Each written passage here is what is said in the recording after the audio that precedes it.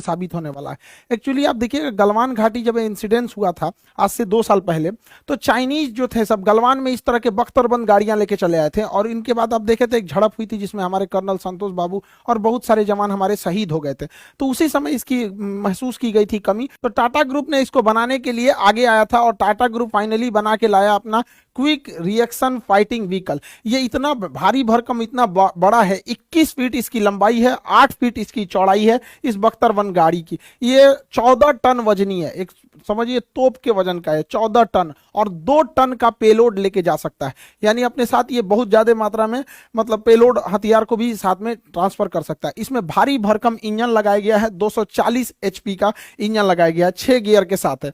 ये 4x4 है, यानी इसके चारों जो चक्के हैं वो इंजन से चलेंगे, ये वाले पीछे वाले भी दोनों और आगे वाले भी दोनों चलेंगे। अमूमन गाड़ियां जो होती हैं वो 2x4 होती है, यानी पावर किसी 2 ही चक्के को मिलता है, जबकि ये 2x2 नहीं है बल्कि ये 4 व्हील ड्राइव है, पूरा का पूरा इसके साथ चलेगा। इतने हैवी इंजन लगने की वजह से इसमें पावर जबरदस्त रहता है, और इसका ग्राउंड क्लियरेंस देखेंगे जमीन से ऊंचाई तो 315 mm है, जिस वजह से ये किसी भी उबड़ खाबड़ एरिया में इजीली जा सकता है, और 4x4 होने की वजह से कहीं नहीं फंसेगा। अगला चक्का फंसेगा तो पिछला खींच लेगा, बालू में कहीं पे भी नहीं धंसने वाला है।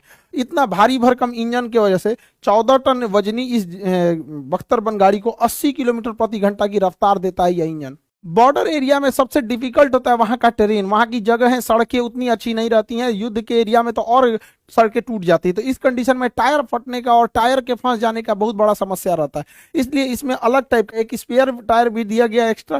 साथ में जो इसमें टायर की टेक्नोलॉजी यूज की गई है, रन फ्लैट टायर यूज किया गया है। रन फ्लैट टायर की खासियत ये होती है कि अगर ये पंचर नहीं हो, मतलब पंचर भी हो गया तो कोई दिक्कत नहीं, इसका जो साइड वॉल होता है बहुत हार्ड बनाया जाता है, जिस वजह से ये पचकता नहीं है, और ये पंचर होने के बावजूद भी ये आगे बढ़ते रह सकता है। तो ये उसकी सबसे बड़ी खासियत है। साथ में इसे माइन प्रूफ बनाया गया, दुश्मन के एरिया में एंटी टैंक या माइंस लगा दिए जाते हैं, जिस पे अगर वाहनें चढ़ती हैं तो ब्लास्ट कर जाती हैं। तो ये माइन प्रूफ बनाया गया है, इसके नीचे किसी भी एक्सप्लोसिव का असर नहीं पड़ेगा। ब्लास्ट प्रूफ बनाया गया है, आईडी वगैरह ब्लास्ट कर देते हैं, कभी देखते होंगे नक्सल वगैरह रास्ते में गाड़ी उड़ा देते हैं, पुलवामा में जिस तरह का अटैक हुआ था उस तरह के लिए इसको ब्लास्ट होगा तो कोई फर्क ही नहीं पड़ेगा।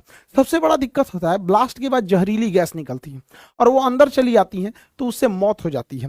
तो उसके लिए आपको 24 घंटा ये मास्क पहन के बैठना पड़ेगा, इसकी जरूरत नहीं है उसमें। इसे इस तरह से बनाया गया है कि इसके अंदर जहरीली गैस नहीं जा सकती है। यहाँ फिल्टर लगाया गया है, जहरीली गैस को जितने भी हानिकारक होते हैं उसे फिल्टर करके ही अंदर भेजता है, इसलिए इसे किसी भी तरह का कोई दिक्कत नहीं है। इसे बुलेट प्रूफ बनाया गया है। 90 डिग्री पे जब गोली आती है एकदम सीधा 90 डिग्री पे तो बहुत घातक होती है, तो अगर 90 डिग्री के एंगल पर और महज 10 मीटर से भी अगर इस पे गोली चलाया जाएगा तो इसका मटेरियल इतना हार्ड है कि इस पे कोई फर्क नहीं पड़ेगा। बैलिस्टिक मटेरियल से इसे बनाया गया है, कोई भी गोली वगैरह का ये असर नहीं करता है, जहां भी होगा ये वापस में खुद से उसको रिकवर कर सकता है, इतना मजबूत बनाया गया। इसकी मजबूती का एक और रीजन क्या है कि इसका जो ये आर्मर्ड ये पिछला हिस्सा है, ये जिसमें सैनिक बैठते हैं, ये सिंगल सीट के मटेरियल से बना, इसमें कहीं ज्वाइंट नहीं मिलेगा आपको, पूरा एक सिंगल सीट से इसे बनाया गया है, तो जो इसे और भी मजबूती प्रदान करता है। अगर इसके अंदर की बात करेंगे फायरिंग पॉइंट्स के, तो अंदर गाड़ी के अंदर रहते हुए इसमें से गन निकाल के फायर किया जा सकता है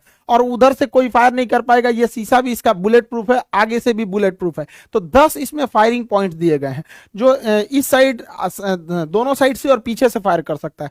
साथ में ऊपर में एक मशीन गन के लिए जगह दिया गया है और उसे कवर प्रोटेक्शन दिया गया है। 360 डिग्री पे ये घूम सकता है ऊपर से, साथ में इसके कवर रहेगा और इजीली किसी भी एरिया में ये आराम से जाके वहां पे डोमिनेट कर सकता है।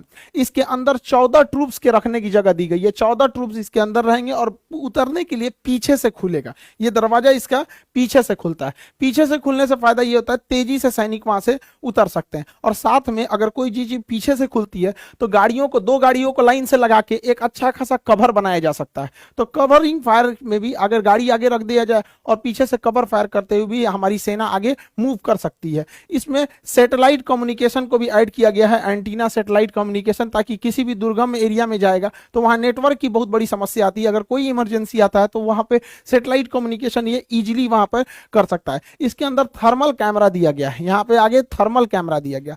थर्मल कैमरा आदमी को नहीं देखता, वो टेम्परेचर देखता है। जो भी इंसान जिंदा रहता है उसके बॉडी का टेम्परेचर 37 डिग्री सेल्सियस, ये 37 डिग्री उसके आसपास के टेम्परेचर को ये इजीली पकड़ लेगा। तो अगर कोई झाड़ियों के पीछे छुपा है या कोई चादर ओढ़ लिया है, तो इसको कोई मतलब नहीं बनता है कि आप चादर ओढ़े हैं कि झाड़ी के पीछे छुपे हैं कि पेड़ पे छुपे हैं। ये तो देखता ही नहीं है इंसान को, ये तो टेम्परेचर बताता है, जहां टेम्परेचर रहेगा वहां पे ये व्हाइट कलर का कर देगा। अब देखिए ये भाई लग रहा है इसको कि झाड़ी के पीछे छुपा है तो बहुत सेफ है, बकलोलो बाकू नहीं, सबको देखिए ये जंगल में भाग रहा है सब, जैसे नक्सलाइट वगैरह कश्मीर में घुसपैठ जंगल में भाग जाते हैं, इसको लग रहा है पेड़ के पीछे छुपे हैं तो हमको कोई नहीं देखेगा। थर्मल कैमरा है, तो इसमें थर्मल कैमरा जो है काफी हेल्प करेगा। साथ में अंधेरे में रात के समय नाइट विजन इसमें फैसिलिटीज दी गई है, ये इजीली नाइट विजन में देख सकता है अंधेरे में कौन कहां पर है और वहां पर जाके ये अपने फायरिंग पॉइंट से उस पर हमला कर सकता है। इसकी प्रोडक्शन भी चालू कर दिया गया है, टाटा ने इसका बहुत बड़े पैमाने पर प्रोडक्शन भी कर रहा है पुणे की फैक्ट्री से, ये बहुत ज्यादा जरूरी था हमारे हर तरह की सेनाओं के लिए। साथ में टाटा ने इसका प्रोडक्शन करके और गलवान घाटी में पहुंचा भी दिया, जहां पर चाइना वाले अपना वो गाड़ी लेके आए थे सब, वहां टाटा ने पहुंचा दिया इसको। इसकी बहुत ज्यादा जरूरत थी। देखिएगा हमारे नक्सल क्षेत्र में वहां पे जो सैनिक जाते हैं, या पुलवामा में देखिए ऐसे ट्रक से जा रहे थे लोग, ब्लास्ट करके उड़ा दिया गया, चारों ओर से घेर के अचानक हमला कर देते हैं, उसे अम्बुश कहा जाता है टेक्निकल भाषा में।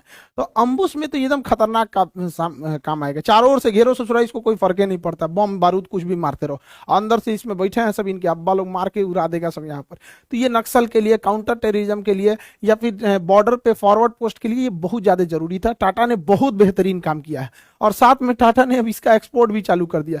यूएन की जो पीस कीपिंग फोर्स अफ्रीका में लगी है, उनको भी टाटा ने इसके 2 यूनिट की सप्लाई कर दी है। तो इस सब सेक्टर में प्राइवेट कंपनियों को आने से बहुत बेहतरीन है। और वैसे भी पता है कि टाटा के पास लोहे की तो कोई कमी नहीं है, टाटा का लोहा जहां जाता है वहां अपना धूम मचाता है।